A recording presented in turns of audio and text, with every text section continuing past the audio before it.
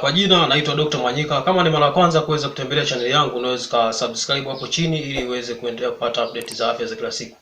Lakini pia kama utakuwa na swali kuhusiana na afya, unaweza kuniuliza hapo chini na mimi nitakuwa tayari kuweza kujibu swali lako kwa wakati wote ule. Na leo hii ningependa kuzungumzia kuhusiana na upungufu wa damu kwa kina mama wajawazito, kwa sababu kuna baadhi ya mfuatiliaji wangu aliweza kuuliza hili swali na nikamwahidi kwamba nitakuja kumuelezea.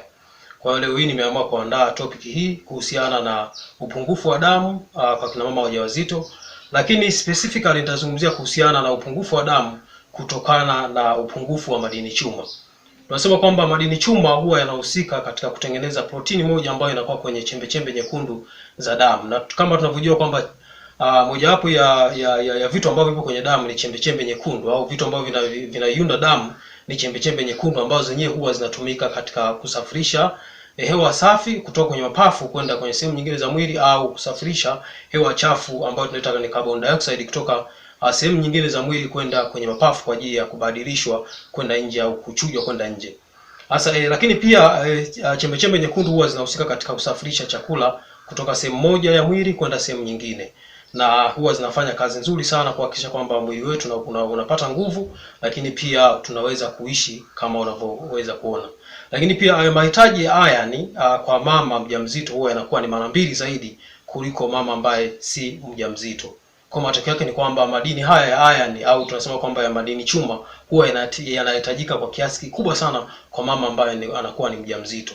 Kama nilivyosema, yanafanya kazi ya muhimu sana kuhakikisha kwamba mama na mtoto wake ambaye yuko tumboni anakwenda kuundwa anahitaji oxygen ya kutosha. Kwa hiyo inahitajika iron ambayo au madini chuma ambayo yatatengeneza hizi chembe nyekundu za damu, au protini ambayo ipo ndani kwenye chembe nyekundu za damu kwa ajili ya kuhakikisha kwamba kunakuwa na usafirishaji mzuri wa oxygen kwa mtoto, lakini pia chakula kwa mtoto na kwa mama mwenyewe. Sasa tunasema kwamba wakina mama wajawazito wanakuwa kwenye hatari kubwa sana ya kuweza kupata upungufu wa madini haya kwa sababu ya ile ongezeko kubwa ambalo linahitajika kipindi ambacho mama anakuwa mjamzito. Na tafiti zinaonyesha kwamba, na shirika la afya duniani linasema kwamba asilimia 40 ya wajawazito wote huwa wanakuwa na upungufu wa damu kutokana na upungufu wa madini haya ambayo tunasema kwamba ni madini chuma ambayo yanahitajika katika kutengeneza chembe nyekundu za damu, hususan ile protini ambayo ipo ndani ambayo inasafirisha oxygen ambayo tunaita hemoglobin. Sasa kulingana na shirika la afya duniani kwamba tunasema kwamba mama ambaye ni mjamzito anakuwa na upungufu wa damu endapo kama ile protini ambayo tunaita ni hemoglobin ikipimwa, ambayo ipo kwenye damu, ikionekana iko chini ya 11 gram per deciliter. Sasa ikionekana kwamba iko chini ya 11 gram per deciliter, maana yake mama tunasema kwamba tayari anakoelekea anaweza kuwa na upungufu wa damu, au tayari yeye ameshakuwa na upungufu wa damu na ufanyaji kazi wa hizi chembe nyekundu unakuwa uko chini. Kwa hiyo lakini pia shirika la afya duniani pia limeweza kugawanya kwamba tunaweza tukawagrade hawa wajawazito kwamba kulingana na zile level zao za hii protini ambayo tunaita ni hemoglobin. Sasa ikionekana kwamba hii hemoglobin iko chini ya 11, tunasema kwamba huyu mama tayari ana upungufu wa damu. Lakini pia tunasema kwamba kuna kundi la kwanza, la pili na la tatu. Kundi la kwanza ni kwamba hao tunasema kwamba wana upungufu kiasi, yani kidogo. Kwa hiyo upungufu wao ni kwamba ukipima ile protini ambayo tunasema kwamba ni hemoglobin inakuwa imerange kutoka 9 mpaka 10.9 gram per deciliter. Hao tunasema kwamba wana upungufu kiasi katika damu yao. Lakini pia endapo kama kundi la pili ni kwamba kunakuwa na upungufu wa katikati ambao tunasema ni kima cha katikati, au ni grade ya katikati ambao tunaita ni moderate, kwamba wao wanakuwa na 7 mpaka 8.9 gram per deciliter. Hao tunasema kwamba wapo kwenye medium, kwa maana kwamba wapo katikati au moderate. Lakini pia kuna wale wana upungufu ambao ni hatari, ambao tunasema kwamba ni chini ya 7 gram per deciliter. Hawa wanakuwa na upungufu ambao ni hatari sana. Kwa hiyo endapo kama wewe mama mjamzito upo katika viwango ambavyo kuanzia 11 kwenda juu, wewe tunaweza tukasema kwamba hauna shida ya upungufu wa damu. Lakini kama uko chini ya 11 na upo kwenye makundi moja wapo kati ya matatu ambayo nimeweza kutaja, basi wewe unakuwa na upungufu wa damu kulingana na level ya protini ambayo inaitwa ni hemoglobin, ambayo inapatikana kwenye chembe nyekundu za damu, ambayo huwa inahusika kwa ajili ya kusafirisha oxygen, lakini pia na vitu vingine ambavyo ni vya muhimu katika mwili wa mwanadamu, hususan kwa mama mjamzito, lakini pia kusafirisha chakula na oxygen kwa mtoto wake ambaye yuko tumboni. Hasa kuna vihatarishi ambavyo vinaweza kupelekea mama mjamzito akaishia kupata upungufu wa damu katika kipindi chake cha ujauzito. Kwanza kabisa, ujauzito kama ujauzito unaweza kupelekea mama akawa na upungufu wa damu kwa sababu ya mabadiliko fulani ambayo tunasema ni ya kibiolojia. Kwa mwisho wa siku mama anaweza kaishia kuwa na upungufu wa damu. Lakini pia jambo lingine ni kwamba unakuta mama anakula mlo ambao hauna madini chuma ya kutosha. Kwa mfano, mama anakula vyakula ambavyo wakati mwingine vinazuia au vinapelekea ufyonzwaji yale madini chuma kutoka kwenye utumbo inakuwa haupo au unakuwa katika kiasi kidogo kwa sababu ya vitu ambavyo anavitumia. Kwa mfano, mtu anakula chakula ambacho ndiyo kina madini chuma, lakini pia anakunywa na chai au anakunywa na kahawa. Kwa hiyo matokeo yake ni kwamba anakuwa anapunguza ule ufyonzwaji wa yale madini chuma kutoka kwenye utumbo kwenda kwenye sehemu nyingine za mwili kwa ajili ya matumizi. Lakini pia unakuta mama ana upungufu wa madini chuma kipindi ambacho alikuwa kabla hajapata ujauzito.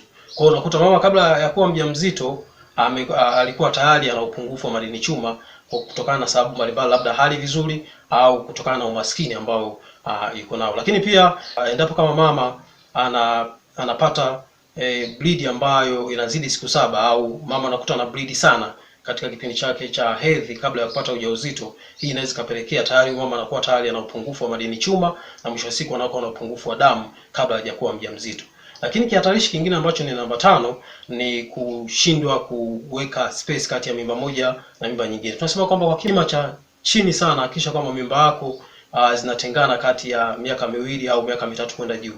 Kwa mfano, umejifungua mtoto wa kwanza sasa hivi, hakikisha kwamba ile mimba nyingine tayari kuna gap angalau la miaka 2. Lakini kama unaweza kukata miaka 3 ambao ni vizuri zaidi.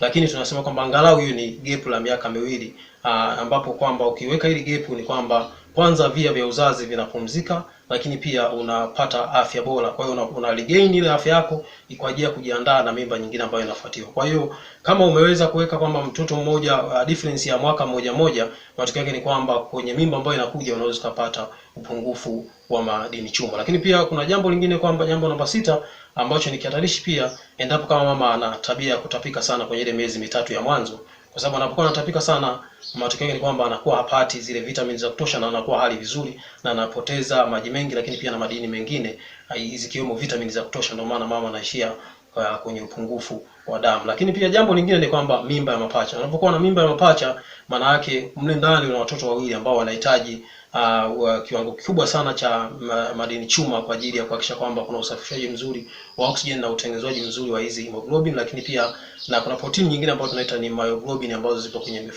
kwenye misuli kwa ajili ya kuhakikisha kwamba zinapatia oxygen kwenye misuli. Kwa hiyo hii hemoglobin inahitajika kwa kiasi kikubwa sana endapo kama na mimba ya mapacha. Kwa matokeo ni kwamba kama au na mimba ambayo ni ya mapacha, uhitaji unakuwa ni mkubwa sana, na kama huweza kupata madini chuma ya kutosha, matokeo ni kwamba unakuwa na upungufu wa madini chuma. Lakini pia jambo lingine ni kubleed wakati wa ujauzito. Unakuta wakati wa ujauzito mama alipata changamoto za kutokwa na damu za hapa na pale, matokeo ni kwamba anakuwa anakuwa na upungufu wa damu kutokana na upungufu wa madini chuma. Lakini pia imeonyesha kwamba kuna baadhi ya tafiti zimeonyesha kwamba wakina mama ambao wanapata mimba kwa mara ya kwanza, kwa sababu wanakuwa hawana ule uzoefu wa kufuatilia kliniki na kupata zile dawa ambazo tunaita za madini chuma na kwa ajili ya kuongeza damu, wanakuwa wazipati na labda nakuta amechelewa kuanza kliniki kwa ajili ya kutokuwa na experience. Kwa hiyo matokeo yake ni kwamba anaweza kaishia kuwa na upungufu wa damu ambao ni hatari, ambayo ni ile bleed ambayo nisema chini ya 7 gram per deciliter. Lakini pia jambo lingine ni kwamba kwa wakina mama ambao wanazaa sana, kwa maana kwamba unakuta mama amezaa mara 5 mara 6, kwa na watoto 6, huyo anaweza kuwa kwenye hatari ya upungufu wa damu. Lakini tafiti zinaonyesha kwamba hawa wanakuwa na upungufu wa damu ambao ni yule moderate, ina range kuanzia 7 mpaka 8.9 gram per deciliter. Kama utakuwa na swali unaweza kuniuliza hapo chini na mimi nitakuwa tayari kuweza kujibu swali lako wakati wote ule.